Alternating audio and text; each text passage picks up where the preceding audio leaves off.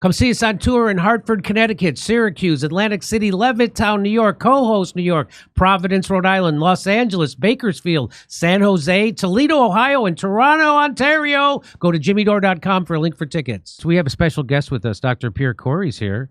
That's why we're on Rumble, because he's a criminal, and he says a lot of bad things.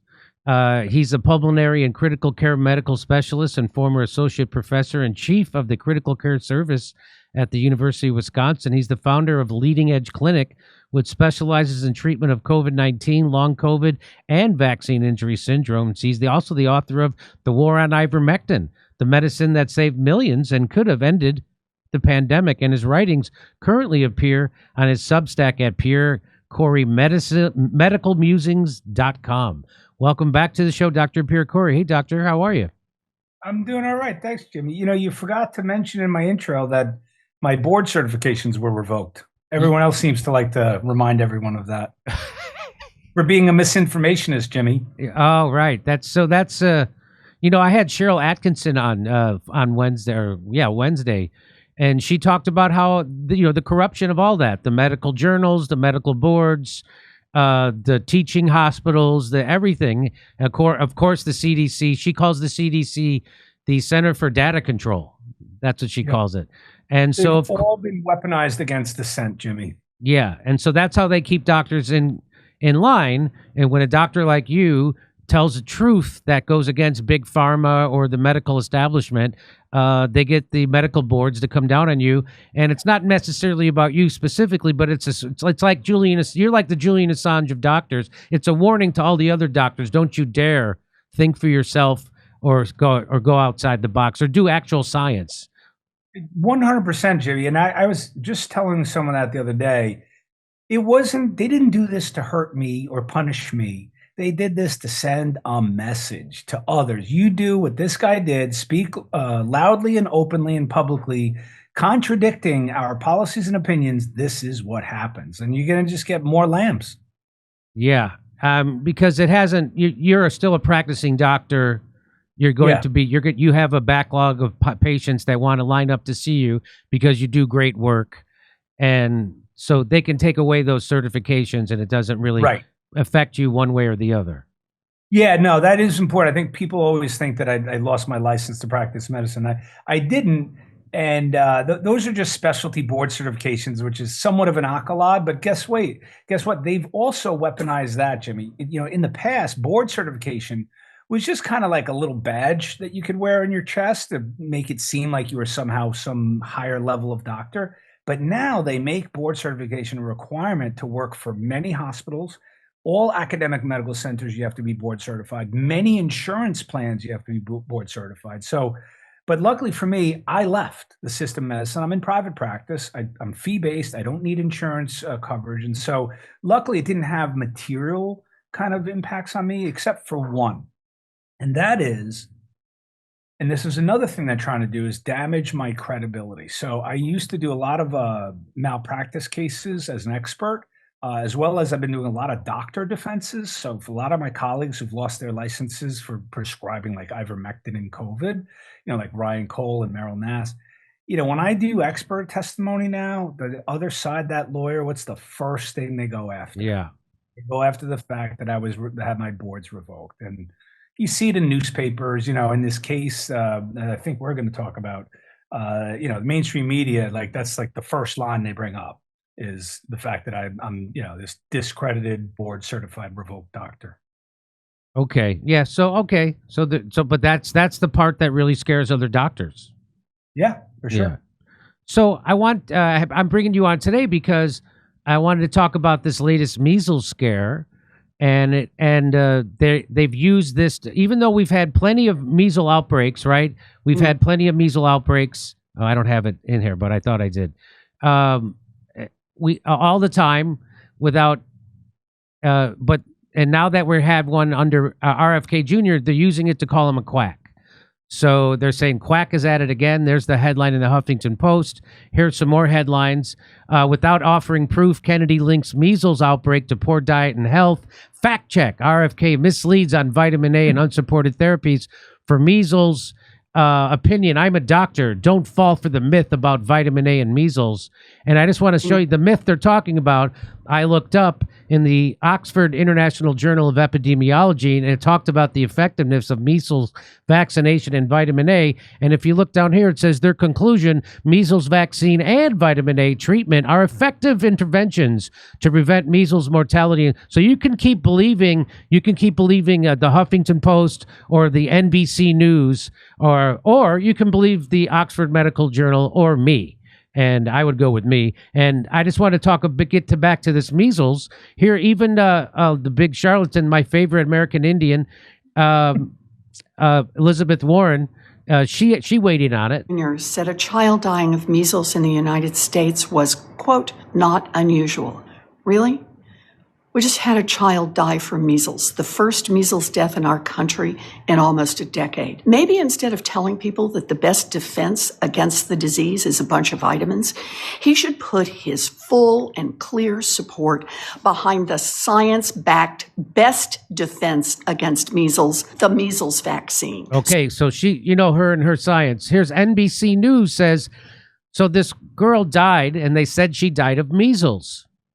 And NBC News says how the anti-vaccine movement weaponized the 6-year-old's measles death. And here it is. Without evidence, influencers at Children's Health Defense and beyond have reframed the tragedy of the girl's death as proof of the efficacy of unproven cures like vitamin A. Now, I got to just show you this again. It is the conclusion. It's effective, but this is NBC News. Remember, people will lie to you about war, lie to you about Ukraine, lie to you about Syria, Libya, COVID, and now they're lying to you about measles. And they say it's an unproven and it's a maltreatment. They say a maltreatment. Okay, so now I'm going to bring in Dr. Pierre Kory. Now, Dr. Pierre Kory, did that girl die from measles? Absolutely not. Sorry to get the truth in the way of their propaganda, but let me say this, Jimmy. First of all, I want to give credit to Children's Health Defense, an incredible organization. They actually, Brian Hooker, one of their chief scientific officers, went down there, reached out to the community, and supported the parents, and tried to find out kind of what was really happening and how they could help along with a local doctor down there named Ben Edwards. And, through their kind of involvement, the parents actually decided to release the medical records of the child to Children's Health Defense. And then I was asked to consult. And I've done malpractice reviews my entire career as an expert in my field, which is pulmonary and critical care. And I reviewed the records very carefully. And this had very little to do with measles. First of all, as an outpatient, her measles lesions were clearing up. She was getting better. Then she developed what was kind of what we would call in medicine a slam dunk pneumonia. And what she really had was a secondary bacterial pneumonia, which can happen after any virus. I have a child who's even gotten a secondary bacterial pneumonia after the flu 1 year. So that's what I'm saying. It's relatively independent of measles. It's just something that happens after you have a viral infection. And to give credit to the hospital, they correctly diagnosed her. They literally on their admission evaluation, they wrote secondary bacterial pneumonia. And actually, to your point about vitamin A, Jimmy, I'll give them another point.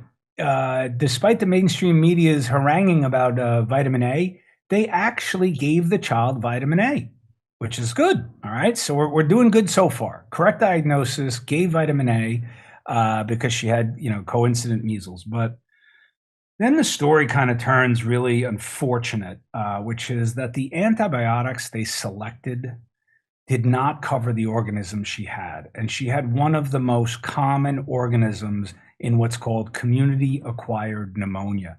So when you have a child who lives not in a facility, not in another institution, hasn't been in the hospital recently, that's called community-acquired pneumonia. And the organisms that involve are pretty common, and hers was called mycoplasma.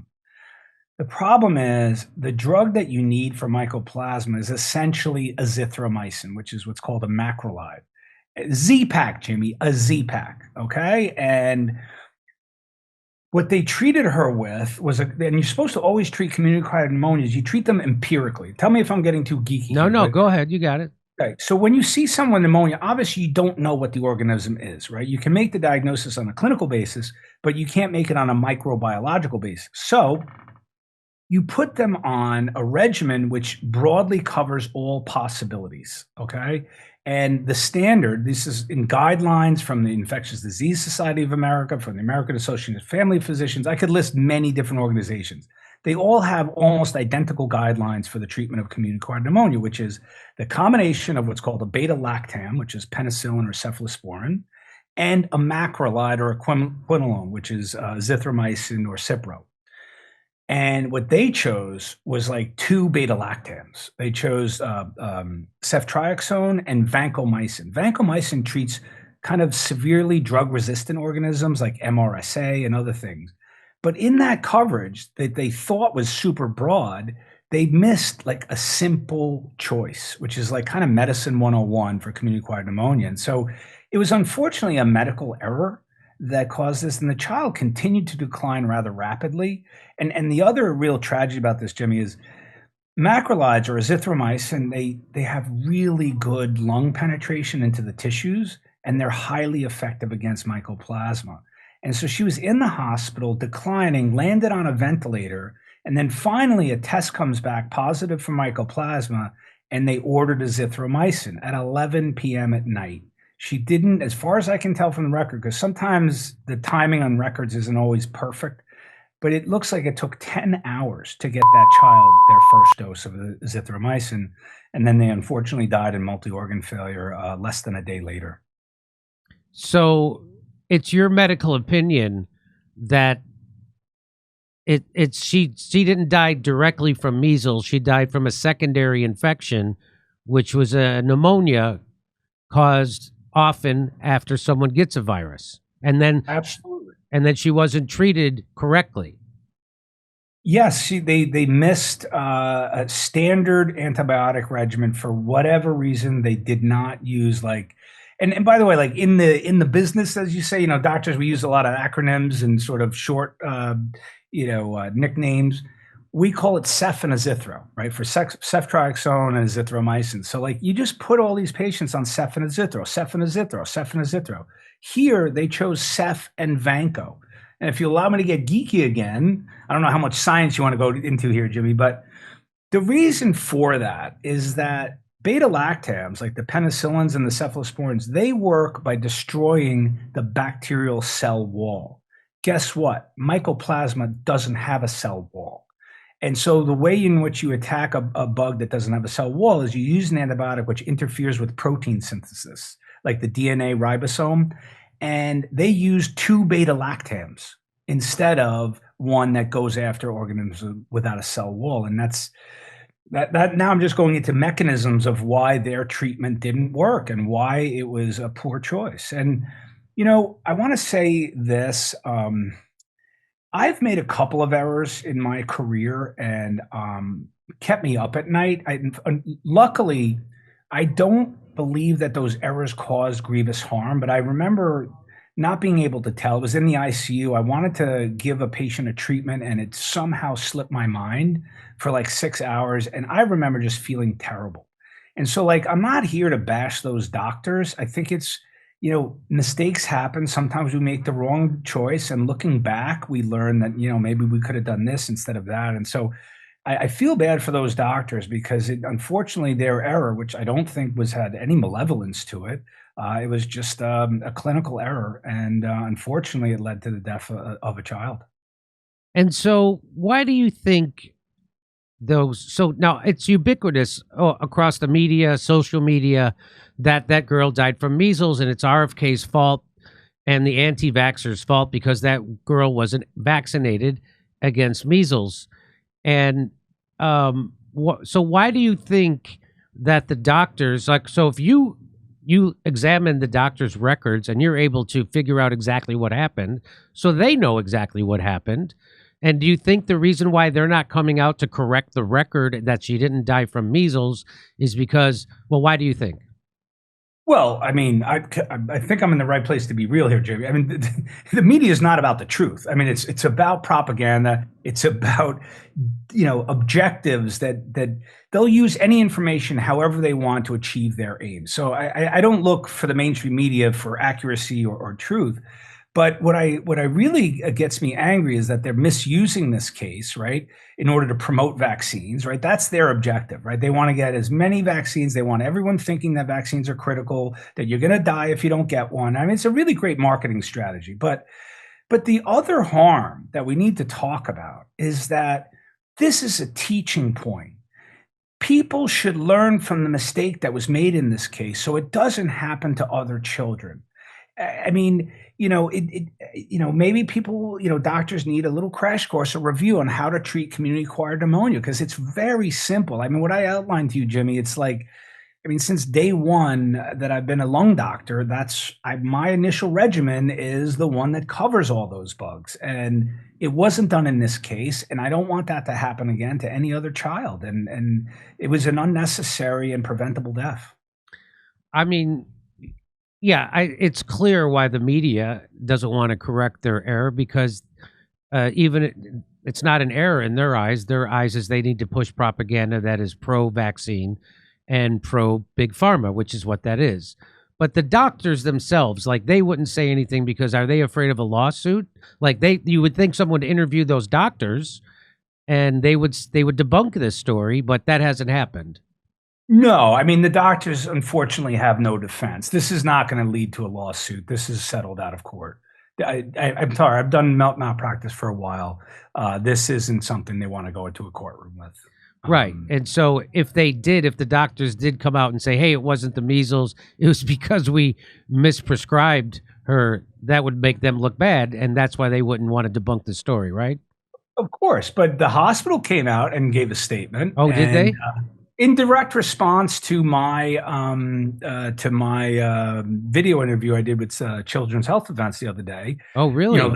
Yeah, they came out with an official statement. My colleague sent it to me today. They said there's a video circulating online which states that, that there was, something wrong with the care. And then, some PR person wrote, we cannot comment on individual cases because it's confidential, but we want to ensure the public that we follow evidence-based protocols that change with the evolving conditions of a patient in complex circumstances.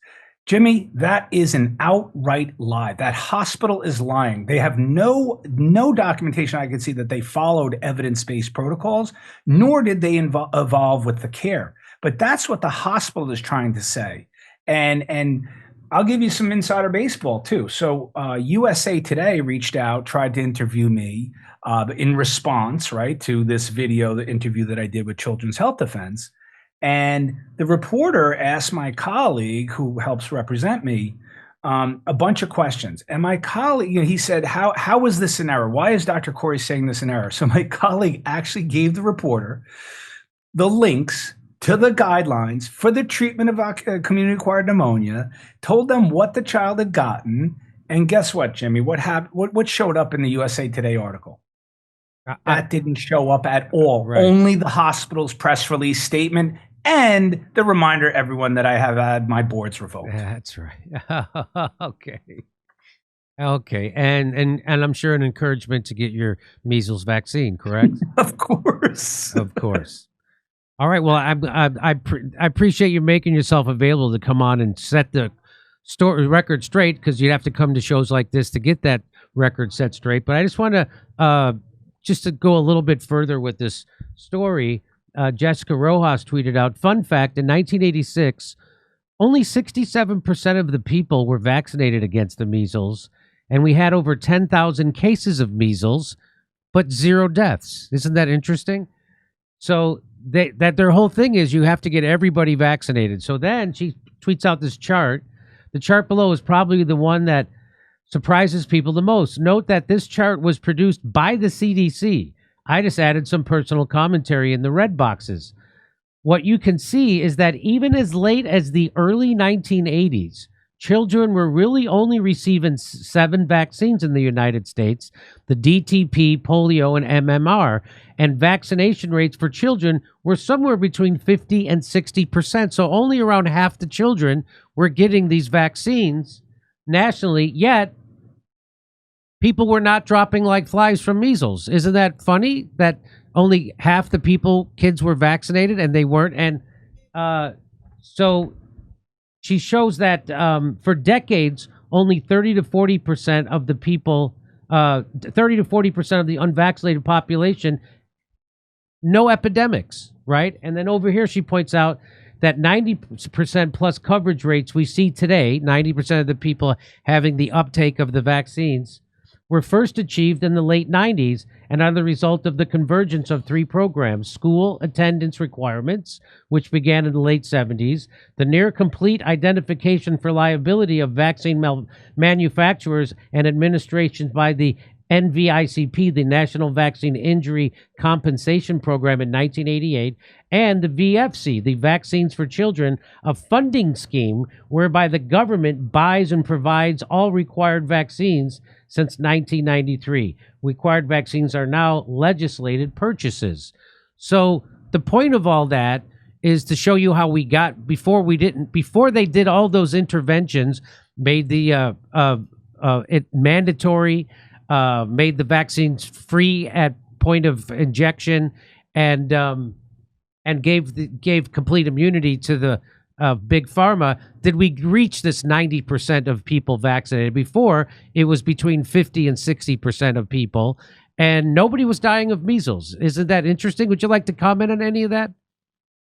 I mean, all of you giving examples, Jimmy, is just, you're just putting out facts and truth, and how it's completely discordant and contradicts the mass media hysteria and craze. And there's no such thing as a science reporter anymore. Like, there's no one who's, I'm sorry, I'm just going to go further here, Jimmy, and I'm not going to say anything you haven't said, but it's clear, if you follow the money trail, mainstream media literally works for pharma.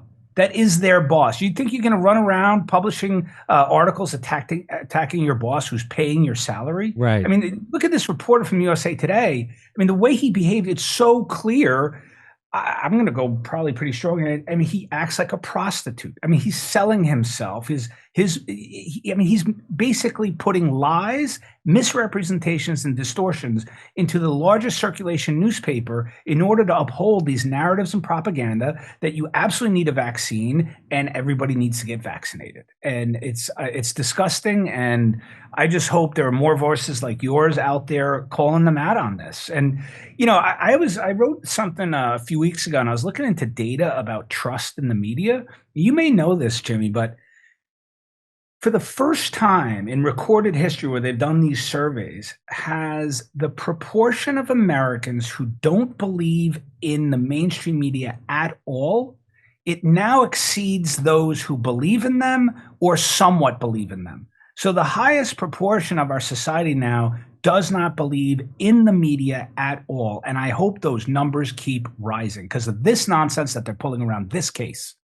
Well, it's, I think, enough for people. So if you've ever been, I remember the first time I was involved in a news story, it makes you realize, like, oh, they don't know anything of what they're talking about, and they just make up their own story. So, and but my whole life reading news articles, I didn't realize this until you're the center of one of them. And then you see, oh, this is how it works. And so I think because of COVID, enough people were kind of by proxy in the center of these articles, and they could see that these articles were lies and how they were concocted propaganda. And so I think that led to the statistic that you just quoted, because most people lived through COVID, were victims of the policies of COVID, and they were able to see the propaganda being pushed on them was lies. And so that's where that stat comes from. That would be my guess. Jimmy, that was brilliantly said. I would say it, I'm probably going to be a little redundant, but like, it's because they're direct lived experience, right? So for instance, those who, were crazy enough to take the horse paste and suddenly got quickly better. And yet now they realize, wow, that doctor really helped me with ivermectin. I feel better. And now their direct liver experience is being contradicted by the haranguing from mainstream media that is spewing disinformation. And it's not just if you got better from ivermectin, it's, for instance, the legions of vaccine injured who then look at the mainstream media and they're being told constantly that it's safe and effective. Meanwhile, they've gotten COVID 4 times and they can't move the right side of their face. Right. So it's like, yes, you're right. COVID, because of that, such a stark contradiction from direct lived experience. Now you can tell they learn the lesson that media will lie with impunity. I mean, it's gotten so ridiculous. I mean, I read mainstream media now for maybe half entertainment, half opposition research. I'm like, what kind of lies are they telling that I have to debunk? To try to protect people. Because, Jimmy, you may know this, but in my career, I was considered like a master educator. I won teaching awards at all the institutions I was at, and I love teaching because I really think good information and teaching people things will make their lives better. And in this era of just unrelenting lies that are being spewed in order to attain these objectives, I want to put out good, clear, evidence-based, data-driven facts. And I think you do a good job of that too. I just want to but thank you. I'll take the compliment. I just wanted to, I don't know if you've seen this video someone put together juxtaposing how the mainstream media used to treat measles as almost a joke and how they treat it now as if it's Ebola and AIDS. So I'd like to play this. Let's play it again. Here's the Brady Bunch. Hi. Peter. What are you doing home from school? They sent me home. Measles. It's either measles or a strange case of red freckles. You have got a temperature. They told me 101.1. What's the record? Never mind. Oh, are you sure it's the measles? Well, he certainly got all the symptoms. A slight temperature, a lot of dots, and a great big smile. A great big smile. No school for a few days. Say hello to my dotted son for me. Tell him I'll bring him some comic books and I'll see you later, dear. Okay, honey, bye. Boy, this is the life, isn't it? Yeah. If you have to get sick, you sure can't beat the measles. That's right. No medicine. Inside or out. Like shots, I mean. Don't even mention shots. Yeah. So that's how they used to treat, when I was a kid, that's how people generally dealt with measles, as kind of a joke and a reason for kids to stay home and read comic books and have a few days off of school. Now this is how they treat it. How do you feel? I'm fine. Dad says I should go to school. 7 students confirmed with measles, 4 others possible. How? They had to have been vaccinated. These moms never vaccinated their kids and lied about it. Vaccines are harmful. You are endangering the health of every child in this city. Liv, no, it's turning blue. Call 911. All new SVU next Wednesday at 9/8. Sorry, Jimmy, I'm trying not to laugh. That is absolutely incredible. So basically, they've turned measles into Ebola? Yeah, that's what they've done. Had you not seen that before? I am so blown away by that. And I'm trying to, it shouldn't be funny, but let's try to laugh about this. It's absolutely a joke. And I just want to show you this quick tweet about Elizabeth Warren. Elizabeth Warren is once again attacking RFK Jr., this time over measles. Interesting how she never criticized the former HHS secretary for any of the 16 measles outbreaks in the U.S. just last year. For the record, Senator RFK recommends vitamins for children currently battling measles. The measles vaccine cannot be administered to an actively infected child. That's dangerous, but Warren wouldn't know that. Despite her newfound health guru persona, she hasn't spent more than 5 minutes researching the topic. She knows that attacking RFK Jr. gets clicks and donations. It's pathetic. And if it's funny how Elizabeth Warren claims she cares about kids, and it took her, a year and a half to call for a ceasefire and the slaughter of children in the Middle East. But that's interesting. And now they're attacking the parents of the girl who died. To let your 6-year-old little girl die of measles because you listen to effing people like Marjorie Taylor Greene and RFK, the child's death is because of MAGA. So that's how they're spinning this now. Instead of, no, she was incorrectly treated, and it was a secondary infection of pneumonia that caused her death. That's Jimmy, can I say something about that? Those parents are really some of the kindest, sweetest people. They wish no harm on anyone. What I learned from Dr. Ben Edwards, who treated this child's 4 siblings, who all had measles and all recovered really well, had no problems. Their wish is really not to put blame on anyone or do anything. They just want people to learn from this. And what Ben Edwards said is one of the reasons that they're not vaccinated is because they had 16 vaccine injuries in their Mennonite community. And again, remember direct lived experience? I mean, that's a community who's seeing children getting vaccinated and getting injured. And so that's the other horror show about this vaccine discussion is never are the risks accurately, objectively discussed. They're always presented as this unmitigated good and benefit and life-saving when there's real downsides and injuries happen. They've been suppressed for decades, and we'll never have a fair and balanced discussion about this. And that is because of the bought media. The CDC the FDA gets 75% of its funding for its drug part of the FDA that deals with drug approval comes from Big Pharma, and 70% of the corporate media of the cable news network gets their. So exactly, they're paid to not tell you the truth about Big Pharma and their products and vaccines, and that's why